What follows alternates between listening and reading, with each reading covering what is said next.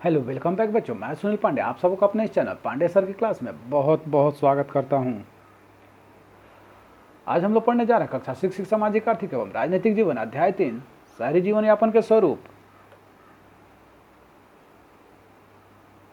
तो आइए अध्याय शुरू करते हैं। जैसा कि हमने पिछले अध्याय में ग्रामीण जीवन यापन के विभिन्न स्वरूपों के बारे में जाना है, गाँव के लोग कौन कौन से कार्य करके अपनी आजीविका चलाते हैं, इस अध्याय में हम शहर में रहने वाले लोगों के जीवन यापन के बारे में जानेंगे। भारत में 5,000 से ज़्यादा शहर और कई महानगर हैं। इन महानगरों में 10 लाख से भी ज़्यादा लोग रहते हैं और काम करते हैं। कहते हैं कि शहर में ज़िंदगी कभी रुकती नहीं। तो चलिए एक शहर में जाकर देखें वहाँ लोग क्या काम करते हैं। क्या वे नौकरी करते हैं या अपना व्यवसाय में लगे हैं? वे अपना जीवन कैसे चलाते हैं? क्या रोजगार और कमाई के मौके समान रूप से सभी को मिलते हैं? तो आइए चलते हैं हम बिहार की राजधानी पटना। यहाँ लाखों लोग रहते हैं। यह बहुत बड़ा शहर है। मैं अक्सर यहाँ पर आया करता हूँ, लेकिन रहने का मौका बहुत ही कम मिलता है। यहाँ मेरे मामा रहते हैं। एक बार मेरे भाई बहन के बहुत जिद करने पर मैं यहाँ रुक गया। तब मुझे पटना शहर और वहाँ के लोगों को जानने का मौका मिला।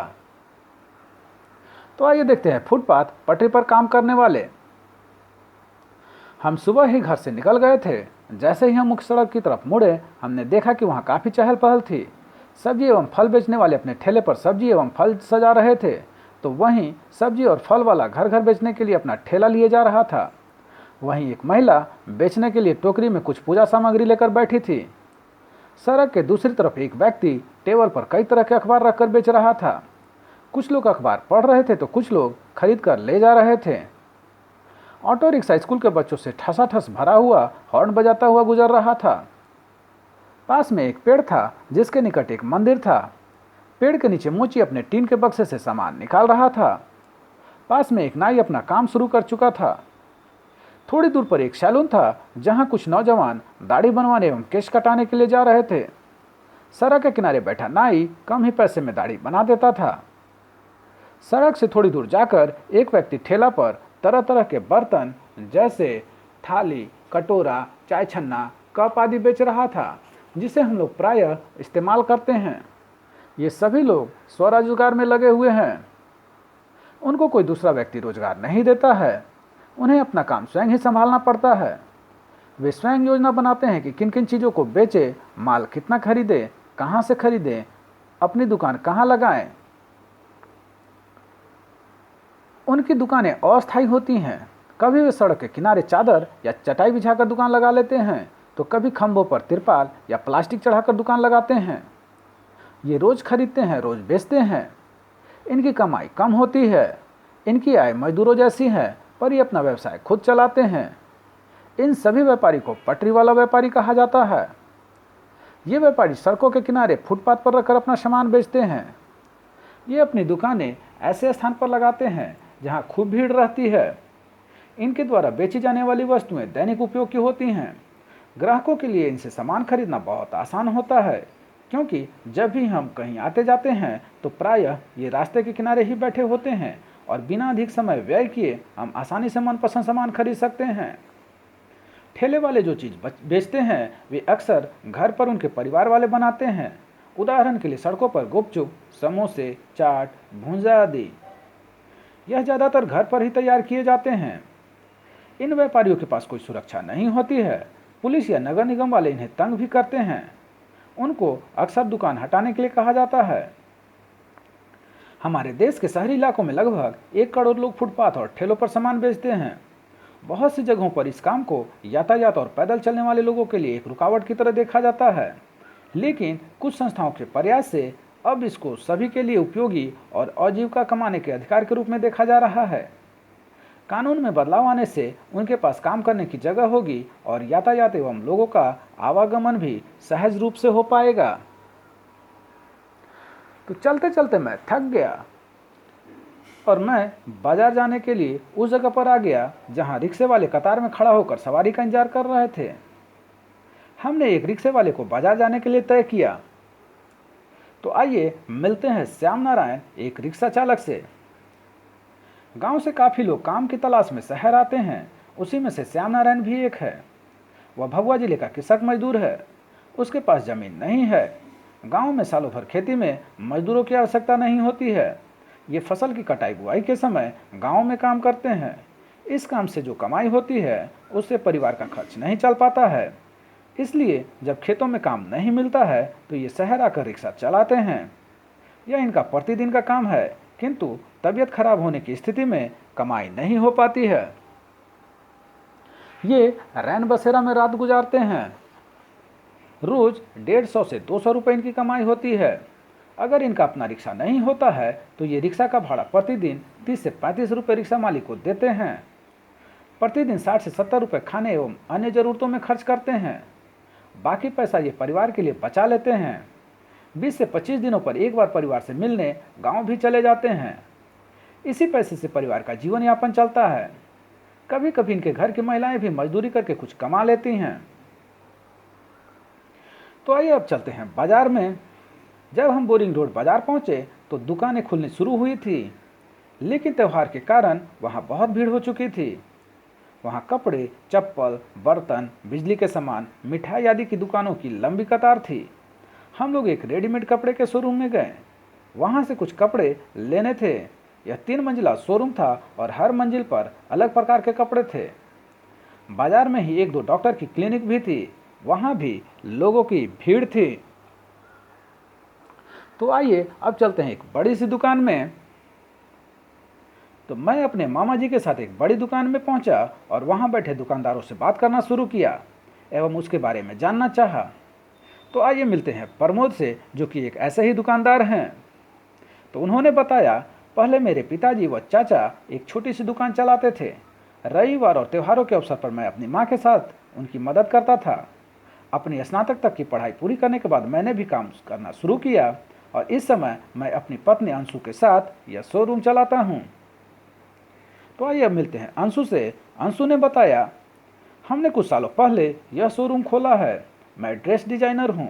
मैं इसके साथ बुटीक भी चलाती हूँ। मैं इसी की पढ़ाई की हूँ। आजकल युवा वर्ग तथा बच्चे आकर्षक कपड़े पहनना पसंद करते हैं। इसको ध्यान में रखकर हमने रेडीमेड कपड़ों को आकर्षक रूप से सजाकर यह शोरूम खोला है। हम अपने शोरूम के लिए माल दिल्ली, मुंबई, अहमदाबाद से मंगवाते हैं। कभी कभी कुछ कपड़े विदेशों से भी मंगवाते हैं। शोरूम के प्रचार प्रसार के लिए हम विज्ञापन भी देते हैं। इससे हमारे व्यापार में बढ़ोतरी हुई है। इससे हमारा जीवन स्तर ऊंचा हो गया है।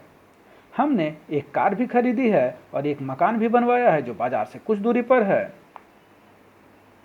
तो इस प्रकार प्रमोद और अंशु जैसे बहुत सारे लोग हैं जो शहरों में अपनी दुकान चलाते हैं। ये दुकानें छोटी बड़ी हैं और लोग अलग अलग चीज़ें बेचते हैं। ज़्यादातर व्यापारी अपनी दुकान या व्यापार खुद संभालते हैं। वे किसी दूसरों की नौकरी नहीं करते हैं, बल्कि दूसरों को नौकरी पर रखते हैं, जैसे मैनेजर, सहायक, गार्ड, साफ सफाई के लिए कर्मचारी आदि। कुछ लोग दुकान किराए पर लेते हैं। इन्हें दुकान का मालिक कभी भी दुकान खाली करने या किराया बढ़ाने के लिए कह सकता है। इनकी सुरक्षा अपनी दुकान वालों से कुछ कम होती है, लेकिन इनकी भी कमाई अच्छी होती है। ये दुकानें पक्की होती हैं। इनके पास नगर निगम के लाइसेंस होते हैं। नगर निगम के अनुसार इनकी दुकान सप्ताह में 1 दिन बंद होती है। उदाहरण के लिए कुछ बाजार की दुकानें रविवार को, कुछ सोमवार को तो कुछ मंगलवार को बंद रहती हैं। इन बाजारों में छोटे छोटे दफ्तर और अन्य दुकानें भी हैं जो कुरियर, पीसीओ, फोटो स्टेट आदि की सुविधाएं देती हैं। आइए अब चलते हैं एक फैक्ट्री में। मुझे हाथों की कढ़ाई वाला एक चादर खरीदना था। मेरी बहन ने कहा, चलो मैं तुम्हें आकांक्षा के पास ले जाती हूँ। वो बहुत अच्छी कढ़ाई करती है और इसी तरह की एक फैक्ट्री में काम भी करती है। यह फैक्ट्री शहर के एक कोने पर था। हम लोगों ने कुछ दूरी रिक्शे से तय किए। स्टैंड से बस लेकर फैक्ट्री के लिए चले। बस में काफ़ी भीड़ थी। उस फैक्ट्री में काम करने वाले बहुत सारे लोग इसी बस पर थे। कुछ देर बाद बस एक मोड़ पर ठहर गई। मोड़ पर बहुत सारे लोगों का झुंड दिखाई दे रहा था। उनमें से कुछ खड़े थे और कुछ दुकान के बाहर बैठे थे। कुछ लोग स्कूटर, मोटरसाइकिलों पर सवार होकर इनसे बातचीत कर रहे थे। मेरी बहन ने बताया कि यह लेबर चौक है। ये प्रतिदिन काम करने वाले मजदूर या मिस्त्री हैं। कुछ जहां भवन बन रहे होते हैं वहां मजदूरी करते हैं। कुछ घरों या दुकानों में रंगाई पुताई का काम भी करते हैं। कुछ लोग टेलीफोन की लाइन और पानी की पाइप के लिए खुदाई का काम करते हैं, लेकिन इन्हें हमेशा काम नहीं मिलता है। ऐसे काफ़ी अनियमित मजदूर शहर में हैं। कुछ देर में हम लोग फैक्ट्री पहुंच गए।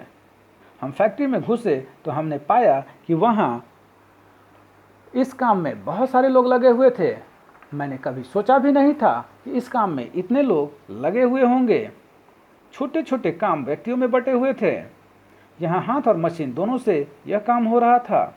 कुछ लोग नाप कर कपड़े काट रहे थे, कुछ कढ़ाई कर रहे थे, कुछ उसमें डिजाइन छाप रहे थे, कुछ पैकिंग में लगे हुए थे। जिस तरफ कढ़ाई का काम हो रहा था वहाँ हम लोगों ने नज़र दौड़ाई तो आकांक्षा वहीं अपने काम में लगी हुई थी। जब मेरी बहन ने उसे आवाज़ दी तो उसकी खुशी का ठिकाना न रहा। मेरा परिचय पूछा। मैंने परिचय देते हुए आने का कारण बताया। वह हम लोगों को एक कमरे में ले गई जहाँ चादर तैयार करके रखी जाती थी। आकांक्षा ने मुझसे कुछ दिनों का समय मांगा और चादर पर कढ़ाई करने का वादा किया। आकांक्षा चादर बनाने वाले एक बड़े कारखाने में काम करती है। जिस कारखाने में वह काम करती है वहाँ से चादर बड़े बड़े थोक एवं खुदरा व्यापारियों के यहाँ जाता है। सिर्फ बिहार में ही नहीं बल्कि बिहार के बाहर कई शहरों में इनकी चादरें बेचे जाते हैं। दिसंबर से अप्रैल तक आकांक्षा पर काम का बोझ बहुत ज़्यादा रहता है, क्योंकि उस समय बाहर से इनके द्वारा बनाए गए सामान की मांग ज़्यादा होती है। अक्सर वह 9 बजे सुबह से काम शुरू करती है और रात के 8 बजे तक ही काम निपट पाता है। वह सप्ताह में 6 दिन काम करती है, किंतु जब काम जल्दी का होता है तो उन्हें रविवार को भी काम करना पड़ता है। उसे एक दिन काम करने के लिए 100 रुपये मिलते हैं और अतिरिक्त 50 रुपये देर तक काम करने का मिलता है। कुछ ही कारीगर ऐसे हैं जिन्हें अस्थायी रूप से रखा जाता है। आकांक्षा जैसे बहुत सारे कारीगर को बरसात में कार्यमुक्त कर दिया जाता है। करीब 3 से 4 महीने के लिए उनके पास काम नहीं रहता है। आकांक्षा की तरह बहुत सारे लोग इस कारखाने में व अन्य जगहों पर हैं जिन्हें वर्ष भर काम नहीं मिलता। ये अनियमित रूप से काम में लगे होते हैं। इन्हें बचे हुए समय में दूसरा काम ढूंढना पड़ता है। ऐसे लोगों की नौकरियां अस्थायी नहीं होती हैं। अगर कारीगर अपनी तनख्वाह या परिस्थितियों के बारे में शिकायत करे तो उन्हें निकाल दिया जाता है। नौकरी की कोई सुरक्षा नहीं होती है। आइए अब चलते हैं एक दफ्तर में। दूसरे दिन मैं अपनी मामी से मिलने उनके कार्यालय में गया। मेरी मामी बैंक में कार्यरत है। वह वहाँ शाखा प्रबंधक अथवा ब्रांच मैनेजर है। उन्होंने कहा था कि शाम में 5:30 बजे से पहले मेरे बैंक पहुँच जाना। बैंक ऐसी जगह पर था जहाँ चारों तरफ बड़ी बड़ी इमारतें थीं, शॉपिंग कॉम्प्लेक्स भी थे, कार पार्किंग भी थी। मामी सप्ताह में 6 दिन काम पर जाती हैं। प्रतिदिन वह 9:30 बजे काम पर जाती हैं और 5:30 बजे वापस आती हैं। कभी कभी वह अपना काम घर पर भी निपटाती हैं। वह एक अस्थायी कर्मचारी हैं। अस्थायी कर्मचारी होने के कारण उनको निम्नलिखित फायदे भी मिलते हैं। तो पहला फायदा है बुढ़ापे के लिए बचत। उनके वेतन का एक हिस्सा भविष्य निधि में जमा होता है। इस बचत पर ब्याज भी मिलती है। नौकरी से सेवानिवृत्त होने पर यह पैसा मिल जाता है। सेवानिवृत्ति के बाद भी नियमित पेंशन सरकार देती है। दूसरा फायदा है अवकाश। रविवार और अन्य पर्व त्योहारों में छुट्टी मिलती है। वार्षिक छुट्टी के रूप में भी कुछ दिन मिलते हैं। और तीसरा फायदा है परिवार के लिए चिकित्सा की सुविधाएं। सरकार एक सीमा तक कर्मचारी और उनके परिवार के सदस्यों के इलाज का खर्च उठाती है। तो इस तरह के कई कर्मचारी हैं जो किसी कंपनी में या किसी सरकारी कार्यालय में काम करते हैं, जैसे सचिवालय, शिक्षा विभाग, दूरसंचार विभाग तथा भारत सरकार एवं राज्य सरकार के उपक्रमों में काम करने वाले कर्मचारी आदि। यहाँ उन्हें नियमित और अस्थायी कर्मचारी की तरह रोजगार मिलता है। उनका विभाग एवं कार्य तय होता है। उनको समय पर वेतन मिलता है। काम नहीं होने पर भी उन्हें अनियमित मजदूरों की तरह निकाला नहीं जाता है। हम मामी के साथ उनकी कार में बैठ गए। कार घर की ओर दौड़ पड़ी। रास्ते में मामी ने बताया कि हमें नई काम करने वाली नौकरानी मिल गई है। हमारे सहकर्मी के यहाँ भी वह काम करती है। उसका नाम सरला है। सरला की तरह यहाँ बहुत सारे लोग हैं जो घरों में अपनी सेवा देते हैं। ये दूसरे के घर जाकर बर्तन साफ करना, झाड़ू देना, पोछा लगाना आदि काम करती हैं। इन्हीं में से कुछ बच्चों को स्कूल जाने के लिए बस स्टैंड तक छोड़ने तथा लाने का काम करती हैं। इन्हें इनके मालिक महीने में पैसा देते हैं। विशेष परिस्थिति जैसे खुद बीमार पड़ने या परिवार में किसी के बीमार पड़ने पर, शादी विवाह, पर्व त्योहार के अवसर पर अतिरिक्त पैसा देते हैं। साल में 1-2 बार इन्हें कपड़ा भी दिया जाता है। कुछ ही देर में गाड़ी घर पहुंची, लेकिन आज बहुत मजा आया पटना घूमने में। मैंने सोचा कि कितना अच्छा है कि शहर में इतने सारे लोग इतनी तरह के काम करते हैं। वे सभी एक दूसरे से मिलते भी नहीं, मगर उनका काम उन्हें बांधता है और शहरी जीवन को बनाए रखता है।